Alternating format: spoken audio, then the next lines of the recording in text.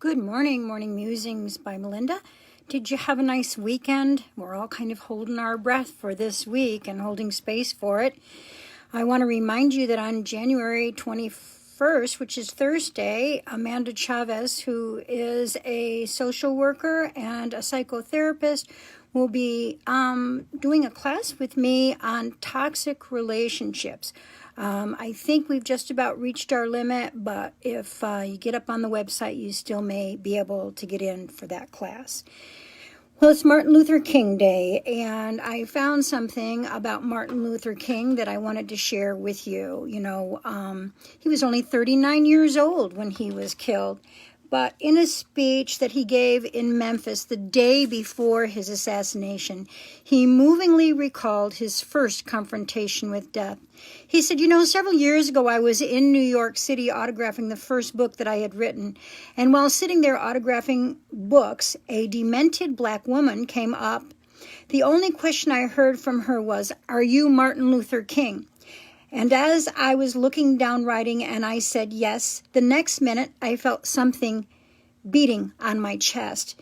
Before I knew it, I had been stabbed by this demented woman. I was rushed to Harlem Hospital. It was a dark Saturday afternoon, and the blade had gone through, and the x-rays revealed that the tip of the blade was on the edge of my aorta, the main artery. And once that's punctured, you're drowned in your own blood, and that's the end of you.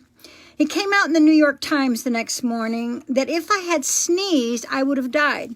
Well, about 4 days later, they allowed me after the operation, after my chest had been opened and the blade had been taken out, to move around in the wheelchair in the hospital. They allowed me to read some of the mail that came in, and from all over the states and the world, kind letters came in. I read a few, but one of them I will never forget. I had received one from the president and the vice president. I've forgotten what those telegrams said. I received a visit and a letter from the governor of New York, but I've forgotten what the letter said. And there was another letter that came from a little girl, a young girl, who was a student in the White Plains High School. And I looked at that letter, and I'll never forget it.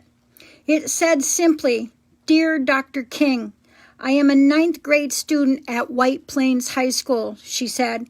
"Well, it should not matter. I would like to mention that I am a white girl. I read in the paper of your misfortune and of your suffering, and I read that if you had sneezed, you would have died. And I'm simply writing to say that I'm so happy that you didn't sneeze. Let us all be like that white girl and have our own signs of emotional intelligence," which is exactly what we are talking about today, is signs of emotional intelligence. Have you ever seen that show, Young Sheldon? He and his twin sister, Sheldon, is the Sheldon Cooper from The Big Bang Theory, who I think is about an autistic idiot savant, so to speak. No emotional intelligence, but very intelligent. And you'll see on that show that his twin sister, Missy, has emotional intelligence and often advises this young kid who thinks he's more brilliant than everybody else and is stuck in the ego dynamics of it. Or how about Guardians of the Galaxy, where you see that Ego was trying to find his son, but he has no emotional intelligence. He's all about ego. Well, what are the signs of emotional intelligence? Because I think emotional intelligence is maybe the most significant way that we're successful in this world, when we know how to read other people and understand and value who they are and not get in our own way with our egos and cause disruption in our own lives by not having that level of emotional intelligence. So number one, you're able to articulate emotional experiences. I'm not talking about the poor me's or the victim people who like to go over their tragedies over and over again to elicit some kind of a sympathy vibration towards them. I'm talking about people who can articulate it when they're angry or upset or silly or mad or whatever they are, and they can do it well without agenda, without blame, and without making it seem like someone else caused them to feel that way. So they can actually say, hey, I feel stress-related irritability today rather than, I'm angry. So number two sign of emotional intelligence is that you can pinpoint strengths and weaknesses easily, including your own. I've often said that we all have a light side and a shadow side. An emotionally intelligent person understands that they have a shadow side and they take responsibility for it. There's no perfect person on this planet. And if somebody tells you that they've done a lot of work and overcome their personal issues, that's never true, because as long as we're alive on this planet, we have work to do. Number 3, you're historically a good judge of character. People who have emotional intelligence are able to see what other people are and are not easily deceived by them. Number 4, people come to you for advice or support.